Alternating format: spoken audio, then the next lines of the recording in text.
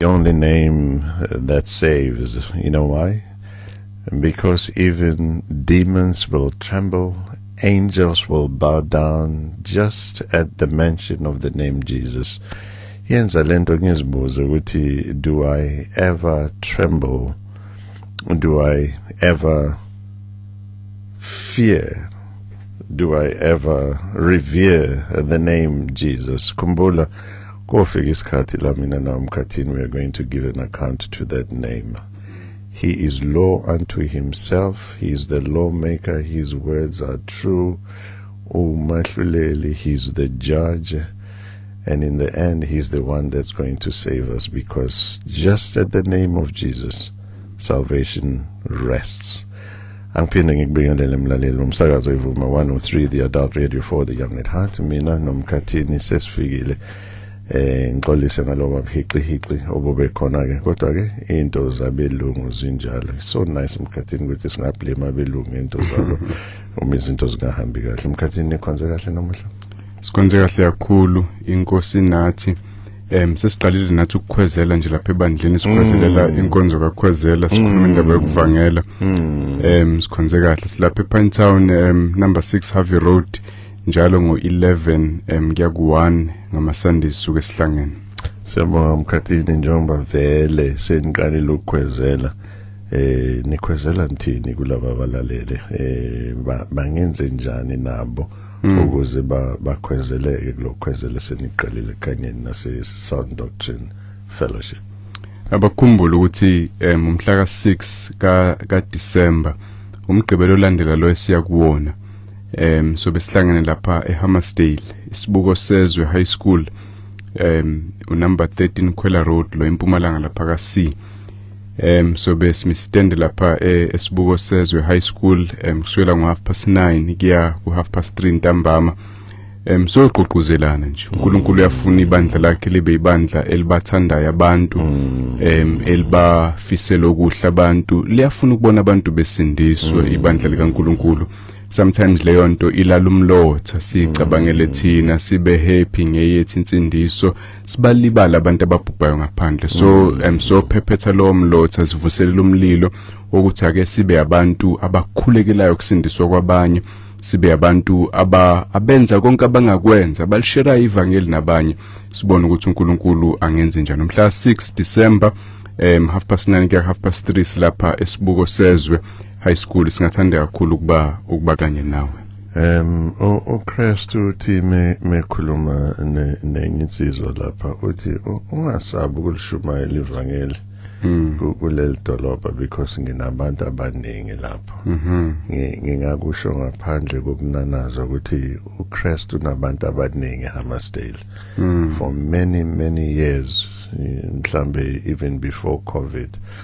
Abantu baseHammersdale have been asking us for inkonzo, sithi uNkulunkulu uzoyisebenza abakhuleke and all of that. But la ngiyakhona Mkhathini ukukhombisa ukuthi uChrist unabantu abaningi. Ngithole umbiko kuleli sonto, njengoba bazalwane bazi ukuthi sine Bible study lapha njalo ngoLesine. Kunabazalwane Mkhathini abamthandayo uNkulunkulu, abalomela izwi laNkulunkulu Mkhathini, bawoke i-distance of like 6 kilometers, nothing less than 6 kilometers, beyofuna izwi laNkulunkulu nje on a Thursday evening Mkhathini. And ngikhuluma abantu besifazana, ngikhuluma abantu besilisa abangathi noma qhamuka isigebengu bayilwele. Iyo lento le esiqhuquzelayo esishayisa novalo ukuthi abakwazi abazalwane baseHammersdale for years becela inkonzo, sithi uNkulunkulu uzoyilungisa. Seseyivulile uNkulunkulu, singayi kuyivusa leyo nkonzo, singayi nokuthi solushumayela lelivangeli nalabo abalothayo sibakhwezele, ngoba uChrist unabantu abaningi leyandawo. Impela kunjalo. Asambe senze izizwe zonke abafundi abakholwayo sibabhabhadise bese sibafundisa ukugcina konke inkosi esiyale ngakho. Ileyo nto esiphushayo naseHammersdale uNkulunkulu ewavula amathuba abantu belilambele izwi likaNkulunkulu, siyafuna ukuletha woza kuzosilekelela ukuqala umlilo ngomhla ka6 December. Asiphinde futhi ukuthi inhlelo ziminjani emkhathini. So ke 9:30 siyaqala ngokukhuleka njengokujwayelekile ama sessions mathathu. Kuneimfundiso kokuqala sikhuluma ukuthi iBhayibheli sifundisa sifanele zivangele kanjani. Ziningi indlela. Abantu bathembisa abantu yonke into benza lonke uhlobo lwemgilingwane kodwa ke sikhumbuzana ukuthi ngokuNkulunkulu lento yokuvangela into eyenziwa kanjani. Kunesikhathi sokudla ngoba sispend isikhathi ndawonye. Akukho umuntu vele mezwe ngokuthi kunokudla athi malini efanele ukhokhwe ayikho imali sithatha up front. Siya appreciate umnikelo mawusiphathela ngangalokho uNkulunkulu ekubusisa siyovula ithuba during inkonzo kodwa ayikho imali oyikhokha up front. For lokho noma ungenamali woza sifuna umphefumulo wakho hayi imali yakho. Ikhona session yesibili sikhuluma siyazi ukuthi sonke siyaxakeka endabeni yokuvangela kuyasabisa abanye bethi abazi sithini noma sazi kuyasabeka nje. So besikhuluma ngalawo ma-barriers lezi zinto ezivimbayo singayinqoba kanjani ukuze sokwazi ukuba abantu abathembekile ekutsheleni abanye ngoJesu. Siyazi abantu bahleze benemibuzo kakhulukazi emva kwemfundiso asifuna ukufundisa sishiye nje kodwa siyalivula ithuba lokuxoxa. Uzwile nithi bekuthiwani yini evuka enhlizweni yakho ungaqhuquzela uthini kwabanye uthini umbuzo nawo nanoma ikuphi kokunye kuba ithuba nje lethu lokubanda wonye sixoxisane sibona nobuso nobuso. Siyojabula kakhulu mawuba nathi mhla ka6 December isibuko sezwe high school lapha eMpumalanga ka-C number 13 Kwela Road from 9:30 to 3:30. Hlangane lapho ngomhla ka6 wena mlaleli nomthandi womsakazo ivuma 103 the adult radio for the young at heart ikakhulukazi uhlelo iSound Doctrine Hub.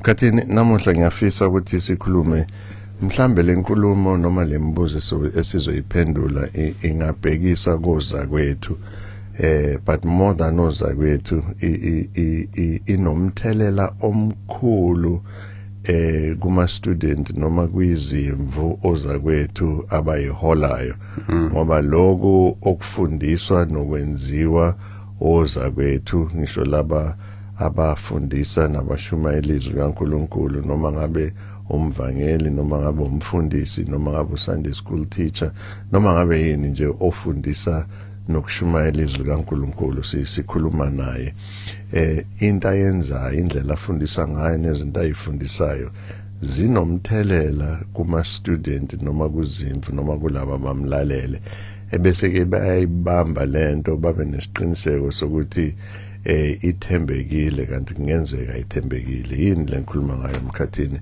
sinoza kwethu nje mhlambe abakholela ukuthi babiziwe banobizo lokufundisa nokushumayela izwi kaNkulunkulu abanye babo bagcotshwe amabandla lento esizokhuluma ngayo asigxeki futhi asiyikhulumi kambi kunabantu nje bagcotshwe ukuthi bafundise ngoba uneveni kunabantu abagcotshwa babe bafundisi ngobe unemali uyanikela abanye nje indoda ethembekile imanager emsebenzini uthembekile uyahlonishwa endaweni umabhalane ufaka ipeni endlebeni uhambise kaMbongeni ingema ebese bathi nala inkonzweni kunganjala kunobungozi ke emkhathini ekwenzeni izinto ezinjalo because oza kwethu babese beyofundisa izwi likaNkulunkulu bengafundanga mase ngikhuluma ngokufunda angisho i-education nasema Bible College nasema university ngisho nje ukulifunda izwi okungasho ukuthi le education nasema Bible College ayibalekile but uma uyofunda ema Bible College ungalifundi izwi nalapho usayilahlile so ngikhuluma ukufunda ngikhuluma ukutadisha ngikhuluma ukulifunda izwi research ubheke ukuthi uNkulunkulu uthini ngalesifundo yofundisa ngayo so umbuzo ngifisa siwuphendule emkhathini noma imibuzo ukubaluleka kokulungiselela intshumayelo kubaluleke ngani kubalekile yini ukulungiselela intshumayelo noma fanele ngithi hayi umoya ingcwele ukhona ngizoyenza lokho engihola umoya oyingcwele ngoba phela mangiyolungisa intshumayelo seyeyami le ntshumayelo akuyona kamoya oyingcwele indoda ivuka ekseni noma inkosikazi ithizeni avuka ekseni athatha iBhayibheli lakhe ayinkonzweni angena clue nokuthi uyofundisa ngani ebese ke makuculwa mhlambe kube negama elilodwa eculweni noma into ayibona emgwaqeni and all of that abese ufunda iBhayibheli ashumayele into engekho kwi-text afunde ivesi bese uyishumayelela into yakhe engekho kulezwi alifundile abanye bethu bayathanda ukushumayela kepha abafuna ukufaka umsebenzi wokufunda wokulifunda lezwi ebese hamba ayolishumayela umbuzo ukuthi kubaluleke ngani mkhathini ukulungiselela intshumayelo to prepare for a sermon futhi uma kubalekile kunabungozi muni ukungalungiseleli intshumayelo because mangabe kubalekile mawungakwenzi kunabungozi buni ngiyafisa ke mkhathini njengoba sihlale senza ukuthi lezi zinto siyikhombe ezwini ukuthi uNkulunkulu uthini ngale umbuzo leyo because uma ngalungiselelanga laba balalele bazoyibamba lento kanti akuyona into eshiwo yizwi now ingabe kwenzakalani ke kubona bathathe into abacabanga ukuthi neqiniso nabo bangafika ekhaya baphenye imbhalo ukubona ukuthi lento beyikhulunywa yimina noma ikhulunywa umkhathini injalo yini because makunobungozi kumina lento engiyenzayo fanele kube nokumgozi kulabo engikhuluma nabo so iloko mhlambe inkosi mayivuma nesikhathi sivuma yimapha ama pointers yimiphi imkhomba ndlela basic esingayinikeza oza kwethu ukuthi hayi bobo uma uyoshumayela nazi izinto eziwumkhomba ndlela ezingalekelela ukuthi intshumayelo yakho akube ile eshiwo yizwi hayi le ocabanga ukuthi izwi liyayisho noma izinto ezifana nazo lezo mkhathini ithini lento sigcine si addressa ama personal problems sisebenzisa izwi esikhathini esiningi kanti asishumayeli si address inkinga engabe sihlala phansi siyikhulume ebese abazalwane bayalimala kakhulu bayesihogweni balimele futhi mkhathini iloko bengifisa sikhulume ngakho ngenjwayelo asithi ukhuleka mkhathini bese siya odameni lethu lanamhlanje. Siyakubonga kakhulu baba ngezwi lakho osifundisa ngalo siluleke ukuze sihlakaniphe eindleleni zokulunga siyazi indlela ofuna sambe ngayo singeduki. Siyakubonga kakhulu ngomusa wakho ngoJesu Kristu efile izono zethu ukuze sixolelwe sikwazi ukubuyisana nawe sibe abantwana bakho sikwazi nokuba yisebenzi kanye nawe ekwakhiweni kombuso wakho. Siyakubonga ngeziphiwo sipha zona amathuluzi okwazi ukusiza ibandla lakho. Siyabonga yabaluleka itopic Nkosi oyibeka enhlizweni kamfundisi namhlanje ukuthi sixoxe ngayo. Ngiyakuthandazela ukuthi bande abefundisi beqiniso abalithandayo izwi lakho ukwedlula izinto ezishiwo abantu ezizwakala zimnandi ezenza abantu basilandele babe baningi kodwa bangalandeli wena bangasindiswa futhi banganikezwa ukuphila okuphakade ngoba izinto zabantu nje. Thandazela ukuthi bande abantu abanendaba nokubona insindiso yangempela babone uKristu ebunjwa ezimpilweni zabanye babone ubungcwele banda ngoba behlezi ekufundiseni amaqiniso eBhayibheli noma kuyisikhathi noma kungesiyiso kodwa babekezele ekufundiseni izwi lakho. Mbusisa ukukhuluma kwethu kuyenza indaba khathini asihlale odabeni kungani kubalekile ukulungiselela intshumayelo ngaphambi kokuba uyideliver number 1 noma sithi mhlambe kubalekile yini uma umbuzo uyebo asivele sibheke ukuthi kunabungozi bunike okungakwenzi lokho uma ngabe impendulo yombuzo uqala iuyebo so bese later sesiyabona ukuthi kungani iuyebo. Kulubeke Timothy chapter 2 uthi ku verse 15 ekhuluma wethembekile kuNkulunkulu, isisebenzi esingenamahloni esilifundisa siliqonde izwi leqiniso. Uthi uma ethi khuthala ukuyiveza uthembekile uchaza ukuthi uvele ube umuntu o-approved by uNkulunkulu. uNkulunkulu akathi yes tick wenza ngendlela engifuna ngayo. Methi isisebenzi esingenamahloni esilifundisa siliqonde izwi leNkulunkulu uchaza ukuthi rightly handling the word of truth. Umuntu oliphatha ngendlela efanele ukukhuluma kwabo kubhibhe njengesilonda somuna esibhucukayo uchaza ukuthi sengathi igangrene evele ibambe ithambo spread ukukhuluma kwabo. Uthi okukhona labo ohimeneyo nofilethu abaphambukileyo eqinisweni bethu ukuvuka kwabafileyo sekwedlulile futhi bachitha ukholo lwabanye.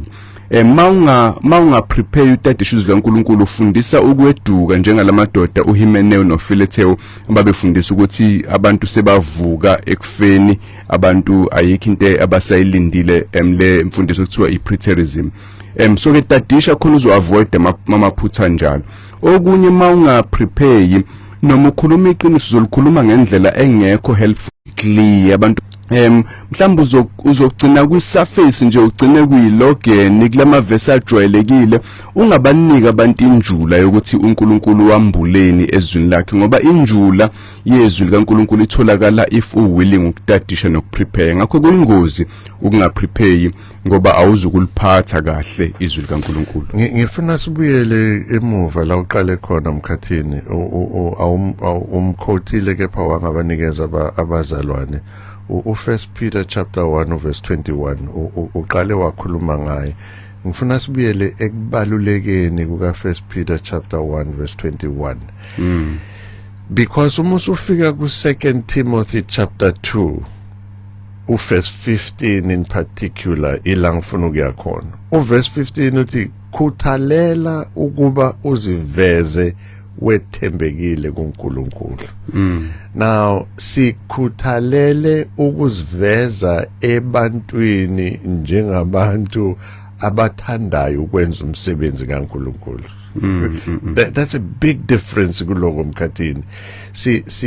Sikhuthalele ukuthi abantu basibone sithembekile kubona, sikhuthalele ukubona abantu basibona njengabantu abathandayo ukwenza umsebenzi kaNkulunkulu, yet asiwenzi ngendlela esenza sibe approved kuNkulunkulu, hayi sibe approved abantu.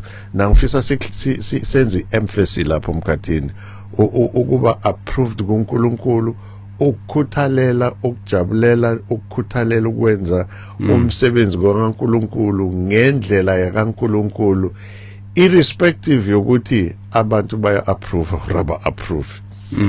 And then see link nalo 1 Peter chapter 1 verse 21. Abantu baya-approve ukhuluma into abathanda ukuyizwa, ekakhulukazi ungazukubasola ngezono zabo kodwa uzothola indlela yokubatshela ukuthi ayinankinga izono zenu bese ubathembisa izinto abayifunayo. Abantu bafuna imali, bafuna imisebenzi, bafuna imishado, bafuna ama-relationships amnandi ngokwasemhlabeni. So ubathembise zonke lezo zinto. uNkulunkulu uphusha itroli, uphethe izinto zakho, uzokubusisa, akanankinga nokuthi uphila kanjani so much uNkulunkulu. Then they will approve you abantu, but you are a good preacher, very inspiring, motivating, bakugcwale bandla lakho babebaningi, then you feel approved by abantu. Meanwhile kungenzeka ukuthi uNkulunkulu uthi no ngoba awushumayela iqiniso. Abantu abasindiswa innovation yomuntu oshumayelayo ukuthi akwazi ukubaletha enkonzweni. Abantu basindiswa ukuzwa iqiniso uNkulunkulu alikhulumile, ukuthi bayizoni uNkulunkulu umahluleli ongcwele, ukuze bangayisihogweni bamele ukukholwa uJesu, bathembele kuyena bese beyafunda ukuphila ngobungcwele, bafunda ukugcina zonke izinto asiyale ngazo. Abaningi abayifuni ukuzwa leyo message. So ke uzathi uPaul kuTimothy kwincwadi yakhe yesibili 2 Timothy chapter 3 uthi akashumela iqiniso ngoba kuyakufika isikhathi abangayokulamukela ngaso imfundiso elungileyo, kodwa bayoyibuthela befundisi ngokweinkanuko zabo nangokubaba kweindlebe zabo.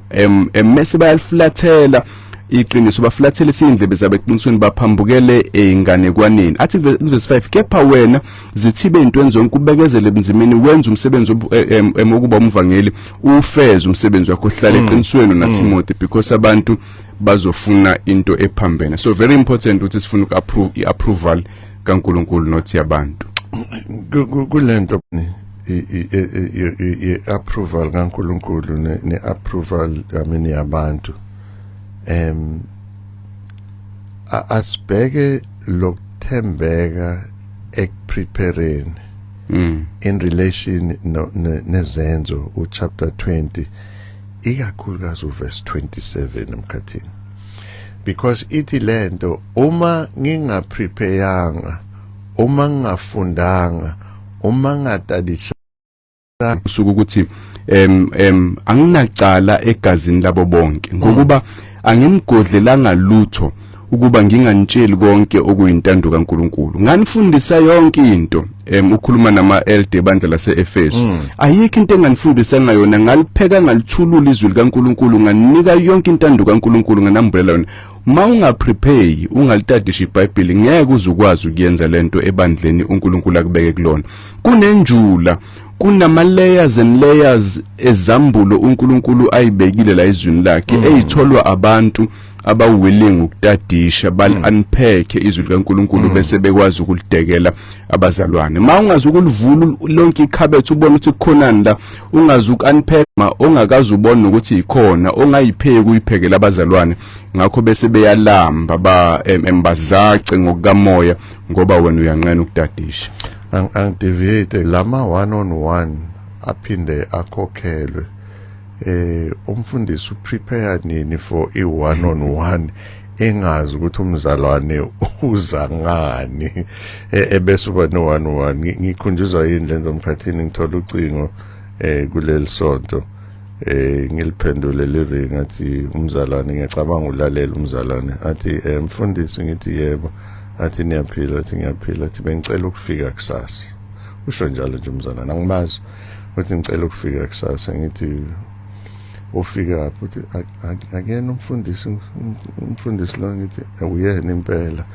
uthi no bengifisa ukufika kusasa ngithi uzokwenzani uthi bengifisa ukuhlola oh madoda ngithi usho ukuthi ufuna umfundisi uthi yebo cha sihlole thina la ekhaya now iyangikhumbuza lento ukuthi ingabe siyalifunda izwi likaNkulunkulu njengabafundisi njengabefundisi bezwi likaNkulunkulu ngokuthembeka noma siyabahlolela abantu ukuthi izwi likaNkulunkulu lingathi lithini ezimeni zabo from lama verses wajwayele ukuthi uNkulunkulu has got your interested heart and all of that does really God care how you feel if the solution iphambene nezwi lakhe sometimes akube kusaba ngisho namavesi esiwajwayele abefundisi abanye bayaphakama bacabange ukuthi bangayisa abantu ezulwini babasize bakhule enkosini ngokwabo ukuhlakanipha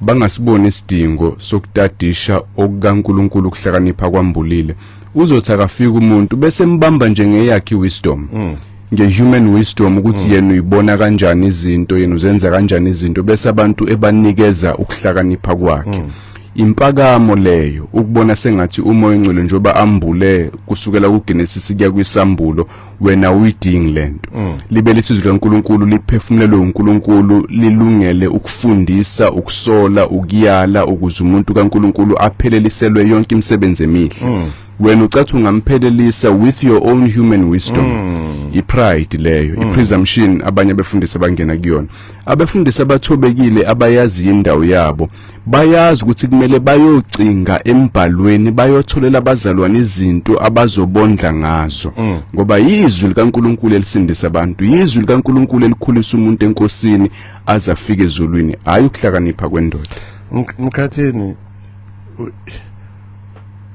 kupossible yini ukuthi abazalwane bambone ukuthi hayi lo baba akaprepareile lo baba akayazi into akhuluma ngayo kepha bathule nje bayithobe bahlale kwazise phela umfundisi ebese kuba nale disconnect phakathi kwalento umfundisi ayishoyo nabantu abahleli enkonzweni ngalolu suku. Isikhathi esiningi umfundisi uyabakondishina abantu abamlandelayo ukuthi bathande lento eza nayo vele. Isikhathi esiningi abantu mabehlele ebandleni njalo sebejwayela ukuthi la mayisisukumile le ndoda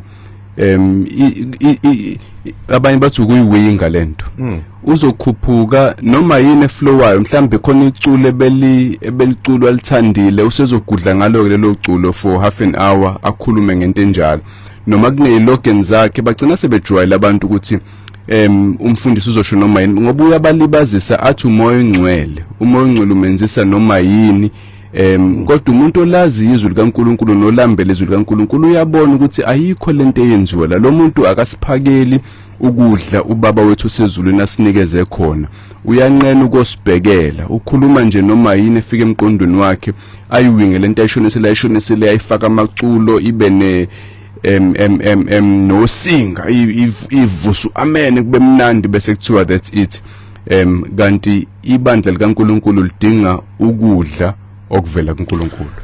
Asikhulume ngalokudla okuvela kuNkulunkulu because lokudla okuvela kuNkulunkulu yiloko esikubiza ngeinspiration.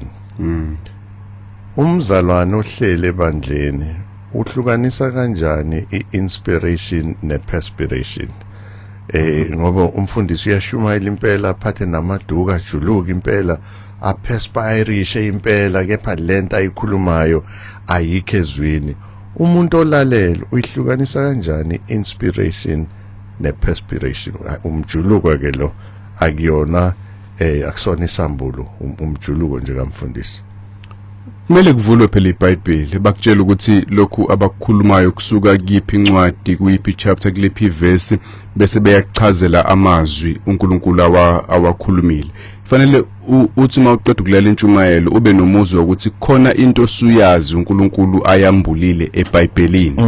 Ma umuntu ejuluka kumnandi khona unanamahlaya unanezitori interesting izinto ayishoyo futhi uzwe ngathi ziyasiza kodwa awukwazi ukuyiconnecta nezwi likaNkulunkulu usenkingeni mawunjani udla nje ukuhlakanipha komuntu mayitheswele kube umuntu ongakholwa abe ispeaker nje esishelelayo esithandekayo kodwa esingakholwa kodwa kuba kuhle kuNkulunkulu ukusindisa abakholwayo ngobula bentshumayelo yezwi likaNkulunkulu izwi likaNkulunkulu elikhipha umuntu embusweni obumnyama limfake embusweni kaNkulunkulu izwi likaNkulunkulu eliyinyama nesinkwa elenza umuntu akhule enkosini akwazi ukunqoba izono afuze uNkulunkulu ngeke uyinqoba izono wenze iprogress ebungcweleni mawungadli izwi likaNkulunkulu udla iwisdom nje yomuntu ne-eloquence yakhe ulimi lwakho olushelelayo sidinga izwi likaNkulunkulu masokhule enkosini. Asikumeme mlaleli ukuthi nawe sizwe igalelo lakho namuhla uyazi ke inombolo esitholakala kuzona u0737091991 0737091991 la uthumela khona voice note yakho noma text message yakho noma lapha ke bukhoma sithatha ucingo lakho la ku 0861010300 0861010300 nalapha ku Facebook page yethu iSound Doctrine Hub Facebook page. Sithathe nangumlaleli wethu uqala sekwamukele emoyeni sawubona. Babumfundisi uNkosi nabumfundisi uKhoza siyabonga igama likaJesu Kristu. Sibonga futhi umesa baba ukuthi uNkulunkulu usenzele umusa namuhla siyalizwa iphimbo lakho uyaphila alright siyabonga nje kakhulu umusa. Siyabonga uNkulunkulu. Nginombuzo baba bese ngithatha izwi nombuzo nje ubuzo wami uthi uma bomzalwane ozwayo ukuthi unentshisekelo yokuvangela noma yokufundisa izwi likaBaba uNkulunkulu uzibona ngani ke ukuthi ngempela mina Ntokozo Mnyeni ngifanele ukuthi ngivangele futhi ngifanele ukufundisa izwi likaBaba uNkulunkulu ngendlela iBhayibheli noma umoya ongcwele afisa ukuthi sifundise ngayo abantu izwi likaNkulunkulu. Yilo mbuzo wami ukuthi ngingasibona ngani ukuthi ngempela nginobizo la futhi uNkulunkulu ngibizile. Angikhothe ivesi ke babo bese ngiyavala ngalesi sihloko enikhuluma ngaso. uThithu chapter 1 verse 9 uthi obambelele ezwini elithembekileyo ngokwesifundiso aze abe nakho nokuyala ngesifundiso esiphilileyo nokwahlula abaphikayo. Lento enishoyo ibaluleke kakhulu baba umfundisi, ngoba ngeke ngampela umfundise kahle izwi kababa uNkulunkulu uma ngabe ungalifundi izwi, ungalitadishi izwi ngendlela uNkulunkulu afisa ukuthi umtadishe ngayo izwi, ngoba uzonikeza abantu izifundiso okungezona kahle hle lezi ezenza ukuthi umuntu aphenduke, arepente ngampela, umuntu azibone ngampela ukuthi uyisoni phambi kaNkulunkulu, bese funa ngampela ukulunga kukaNkulunkulu. Kodwa isifundiso esifunekalayo esiphilileyo baba, ngivale Kolose chapter 1 verse 28, okunguye esimshumayelayo, siluleka wonke umuntu, sifundisa wonke umuntu ngokuhlakanipha konke, ukuze simise wonke umuntu ephelele kuKristu. Ngeke uyenze lento umzalwane uma ungalitadishi izwi kababa uNkulunkulu. Uyetshela ukuthi uyabamisa abantu uKristu, kanti awubamisi kuKristu. Abantu basazenzela izinto zabo, basacula ezonweni ngoba sibashumayeza noma sibanikeza lento okungeyona efuna uJesu. Amen. Amen. Baba Myeni. Ubaba Myeni ekhuluma mkhathini kufika u1 Timothy chapter 3 verse 1 and 2 kimina ikakhulukazi verse 2, because ikhona lento yentshisakelo, umuntu abe nokushisakela lokuvangela noma lokushumayela en uPaul noma uNkulunkulu ngomlomo kaPaul nangepeni likaPaul uthi umuntu ofisa le nto lo ufisa into enhle, but noma efisa into enhle ngaphakathi kwakhe kune criteria uNkulunkulu ayibekile. Kufika lokho ngiyacabanga ukuthi le criteria ibaluleke kakhulu mkhathini, mhlamba awusifundele yona mkhathini ngesizulu. 1 Timothy chapter 3 verse 1 and 2. Uverse 2 ikakhulukazi uthi verse 1 lithembekile lelizwi elithi uma umuntu efisa ukuba ngumphathi, overseer, umfundisi, umuntu oshumayelayo, ulangazelela umsebenzi omuhle. Ngakho ke kufanele ukuba umphathi abe ngumuntu ongasolekiyo, indoda emfazi munye, abe ngoyikhuzayo, oyithibayo, ohloniphekileyo, opha ihambi, onobuciko bokufundisa. Ngifuna kule yobuciko bokufundisa, akusho ukuthi ubuciko bokufundisa ubuciko ngalendlela thina si-understand ngayo. Yilo buciko sikhombise kona ukukhuthalela ukufunda izwi, uzibone uthembekile phambi kwaNkulunkulu, hayi phambi kwabantu. Akubona ubuciko lobo ophuma kwena enyameni, ubuciko bokusuperintenda umoya oyingcwele, as you dedicate yourself to studying the word with an intention of being approved uNkulunkulu mkhathini. Yebo kunjalo impela. Isiphiwo umoya ongcwele akunikeza sona bokwazi ukufundisa, hayi noma yini, hayi ukuhlakanipha kwabantu, hayi psychology ne philosophy, kodwa ukwazi ukufundisa imbhalo, uGenesis kuya kwisambulo, umuntu okwazi ukulifunda izwi al-understand bese lichazela abanye. Ileso siphiwo esibalekile umuntu okufanele abe naso. Amen. Bafundisi bami, ngiyabingelela egameni leNkosi Jesu Kristu waseNazaretha. Ngicela ukubhalisela ukuza kwinkomfa yomhla ka6 December. Siza sibabili, uyazisho amagama abo, mamchiliza nomama Umhlaba. Sizokwenza njalo impela. Nangu omunye othi evening, uthi evening, sizobuyela kena ke lo. Uthi ke lo, can I be anonymous? Evening, I just want to ask ukuthi what can help now being a preacher, and yes, you study the word of God, but still behind ibandla you are busy doing your own things. As ibandla kumele senze njani? Uyabuza lo mzalwane ofuna ukuba anonymous. Asithathe nangomunye. Siyakwamukela wena emoyeni. Sawubona? Sanibonani bafuthi enkosini. Sawubona. Okhulumayo uhlonipho lo uHlangu.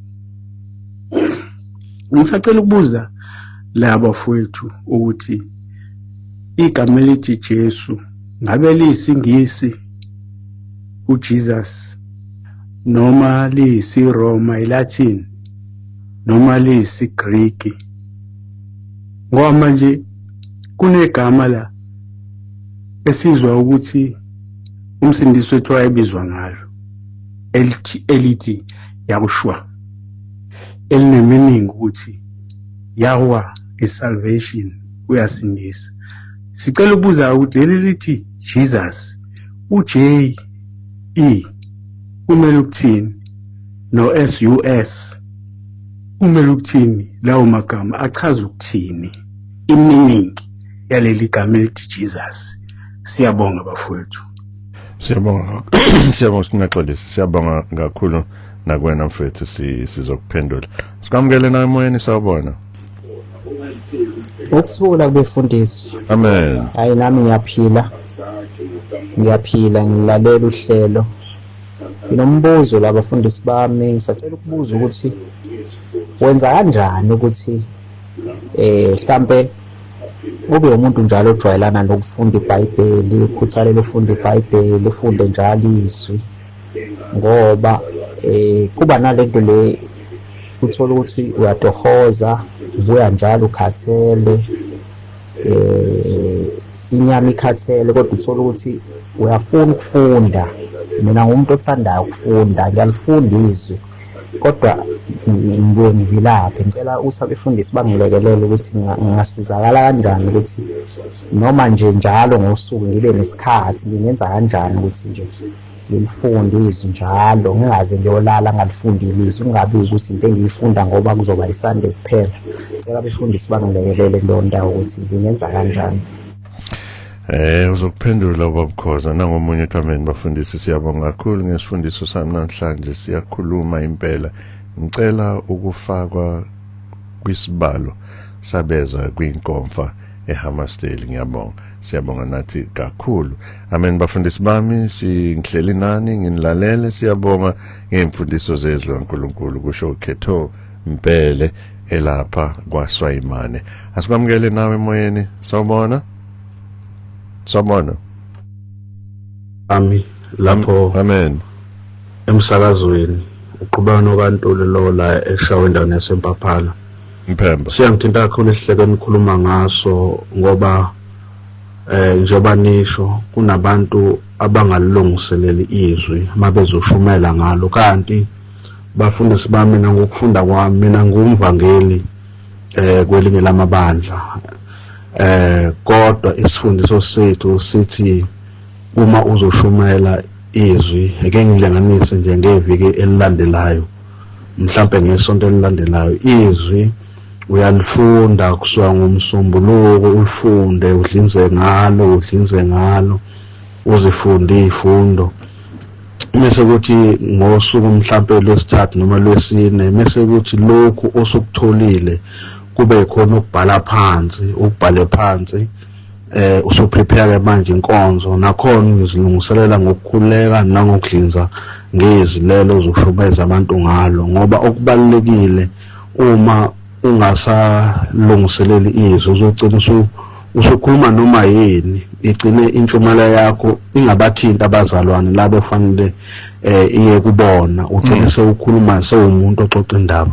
Cha, wami ukuthi nje kubalekile ulungiselela inkonzo ukuze nabantu uzobona ukuthi ikuphi la okufanele uthinte khona, futhi uNkulunkulu eholwa ngomoya ugcine sewufikile enhlizweni zabantu, ngoba okukhulu kakhulu ukuzuza abazalwane. Okubalekile ukuthi abantu bezwe izwi likaNkulunkulu ngawe, ngakho uma ungazilungiselele ngeke ukwazi ukunika abantu umyalezo kaNkulunkulu. Ngibonge uqhubeka neshow eMpaphala. Siyabonga khulekana. Sikwamukele nawe emoyeni sawubona. Sanibona abafundisi bami. Uthandizwe Mnguni lo eMlazi. Bengisacela nje ukuzibuzela ukuze ngikwazi ukucaciseleka ngokunye okungidide eBhayibhelini, ngoba iBhayibheli kumuntu olifundayo, kodwa-ke kukhona nokunye engibuye nginga-understandi kahle. Masithola lapha kuGenesis sithola ukuthi uNkulunkulu udale u-Adamu, wayesemzamela umsizi wakhe okungu-Eva bazala iy'ngane uKhayini no-Abele. Nangoku uKhayini esebulala umfowabo esiyiswa kwelinye izwe sexhoshwa kwelinye izwe. Manje iliphi leli zwe yakulona uyohlala nobani? Since sitshelwe ukuthi uNkulunkulu udale u-Adamu no-Eva, ibona kuyibona abantu bokuqala emhlabeni. Siyabona futhi laphana iy'ngane lezi zithatha amakhosikazi. Aseqhamukaphi amakhosikazi manje? Ngoba mina ngokwami bengizothi ibona bodwa bakhona la. Uma kuwukuthi iy'ngane zika-Adamu nazo azikwazi phela ukuthi ziphinde zenza namakhosikazi zizodwa. Hhayi-ke sengiyolalela emsakazweni, ngiyabonga. Siyabonga kakhulu, siyabingelela bobaba uNkosi noBaba Khoza, sibonge ngalesifundiso.